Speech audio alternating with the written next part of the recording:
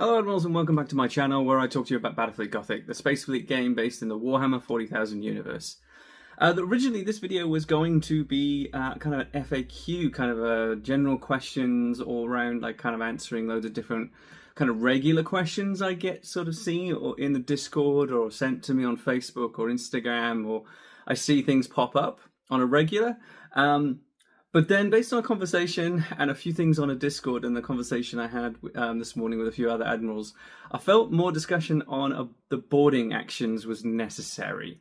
So this video kind of morphed from being kind of a catch-all to let's talk about boarding actions in Battlefleet Gothic. So I'm going to go through a real basic kind of example with all of you. There are some caveats to some of this depending on some of the additional rules that some fleets have and some fleets don't. But yeah, let's go check out an example, and hopefully that kind of makes sense for boarding actions. First up, I'm going to talk about the fact that boarding actions and the rules I'm talking about here are the ones in the original rules, which are page, I think, 36, 37, something like that, in the Blue Book. And then they're page 90, 89 and 90 in the remastered book. So if you're looking for the rules, they're in those pages on those rules first. So how does boarding actually work? So you need to initiate a boarding action in your movement phase where you move into base-to-base contact with another ship, and you indicate that you are initiating that boarding action. So once you've done that, then you proceed with everything else that's happening, and then the boarding action itself occurs in the end phase of the various phases of your turn. So if you remember back to the original videos, you have 4 phases. You have your movement phase, your shooting phase, your ordnance phase, and your end phase. And boarding actions all take place in that end phase of the game. Just a note, the ship that is boarding can't fire any weapons in its shooting phase, and that's why you need to clear it in the movement phase. You move in, and then it can't do anything then. It's proceeding to have its boarding. So essentially, imagine all the crews and all the guns and all that and everything like that are rushing to board their enemy ship, and vice versa. This ship is trying to defend its ship, so they're not caring about actually firing any weapons at this stage.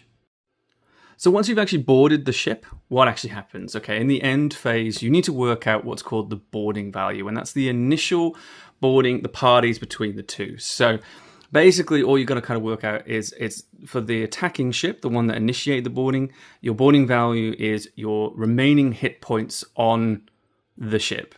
And for the boarding value for the defending ship, it's their hit points remaining, as well as adding their turrets to the boarding value as well. So for this example, we've got a perfectly healthy Mars battlecruiser, and let's say this Carnage class cruiser has been attacked previously. That's why it's on brace for impact orders and has a blast marker attached. Maybe it was shot out in an earlier turn by the Mars's friend Luna.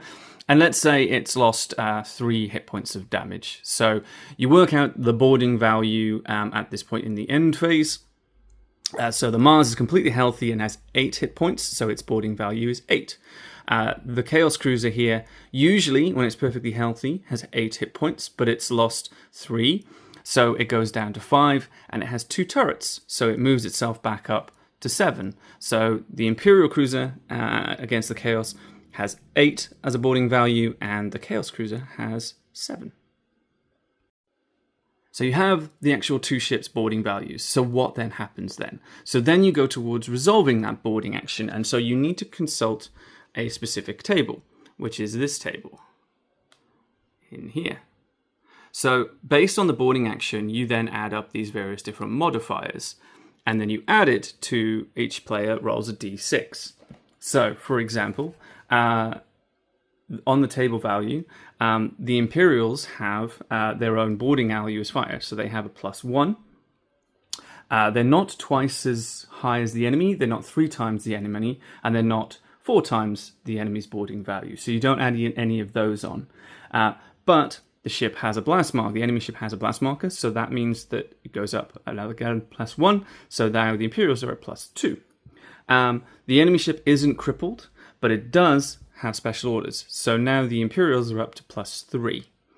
Now, that's the only modifiers. So at the moment, the Imperials are 3, and Chaos their only modifier that they have in this particular area is that they're chaos. Chaos get +1, so to things like orcs, space marines, that sort of thing. They tyrants get a +2, I think, from memory, and things like that, right? So there's additional modifiers on other fleets, but for chaos they get a +1. So at the moment, the Imperials are winning 3-1.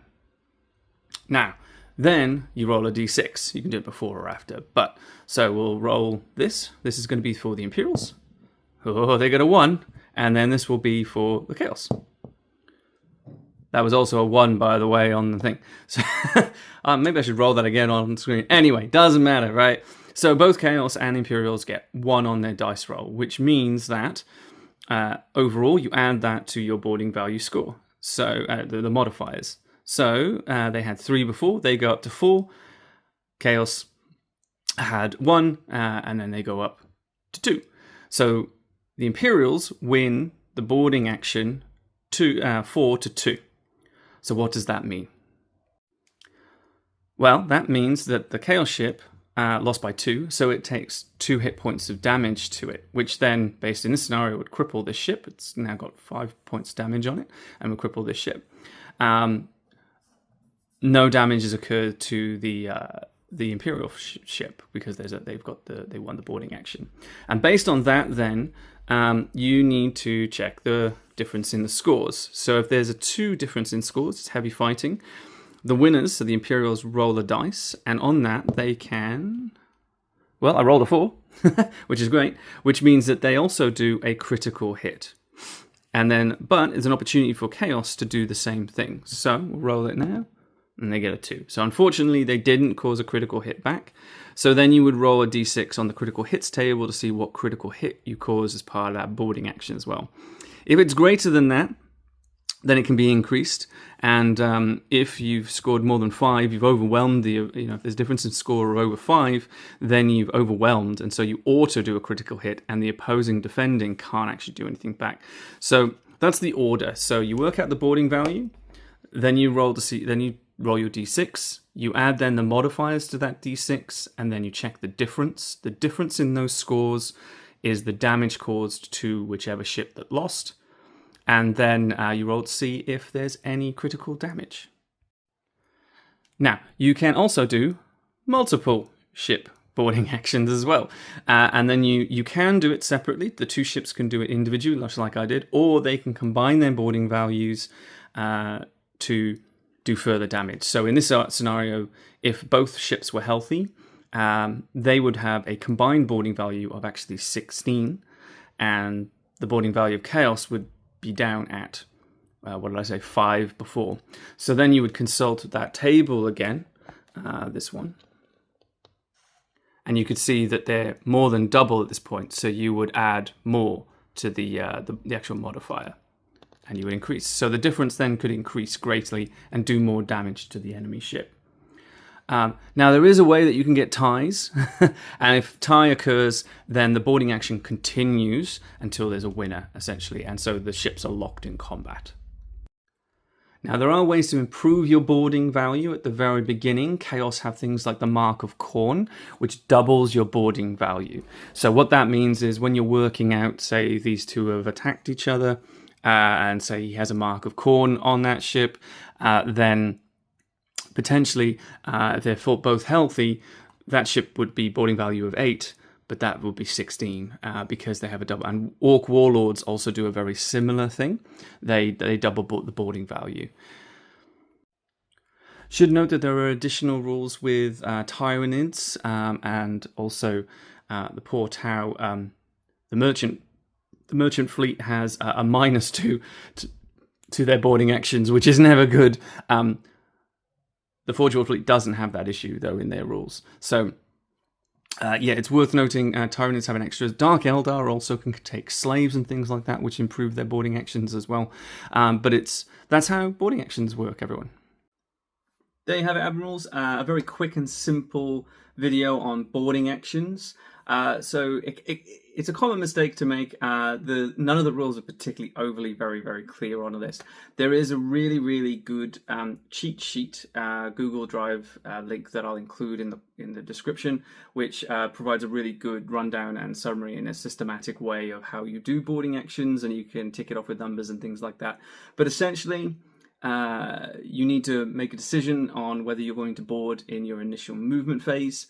That occurs, you move the ship into base to base, and then the actual boarding action occurs in the end phase of the turn. You work out your initial boarding value, which is your 2 ships' health, plus the defending ship's turrets. And then based on that, you check the different table modifiers to get your +1s, 2s, 3s, and things like that. They're not cumulative, you pick the highest one. So you don't, for example, get, if you're double their boarding action, you don't get the higher one and then the double boarding action, you just get the double. And then based on that, the difference is the amount of damage done to the opposing ship. And then based on that, works out what, if any critical hits are going to be done by those ships in that boarding action. And then that's resolved, and the ships can then move away from each other if there's a winner or loser, as they would normally. If there's a draw, they stay locked in combat. If you have any questions on boarding now, there is some complicated things, like I said, with like warlords and Khorne. They can double boarding, which is where the confusion sometimes comes. There's things with like additional upgrades with like the orc clans and things like that that also kind of confuse matters. But if you have any comments, leave them in the chat. Yeah, if you like these sort of more in-depth kind of just basic look at the rules to clarify things video, let me know, and I'll do some more of them. I think the bombing runs and things like that is probably the other big one that probably needs its own dedicated video. But thanks for watching, animals. See you again soon.